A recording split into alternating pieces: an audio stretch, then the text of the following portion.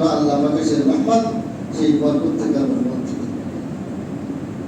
আমাদের এলাকার একজন হাজি সাহেব আগে তো যা করেছেন হজ করে আসার পরে বাজারে তরকারি নিয়ে গিয়েছেন আরো দেওয়ার জন্য। ওদের সন্দেহ হয়েছে 1 মণ বলে বিক্রি করতেছে শাক, লাল শাক। ওজন দিয়ে দেখে 32 কেজি না 34 কেজি দিয়েছে। কত কেজি? 32 বা 34 কেজি দিয়েছে। হয়তো বা পানি দিয়েছিল বাদ বাকি 5-6 কেজি। বাড়ির থেকে বাজার করতে আনতে আনতে পানি ঝরে গিয়েছে, এখন তো মাল ধরা পড়ে গেছে। এইগুলো আমাদের কালচার।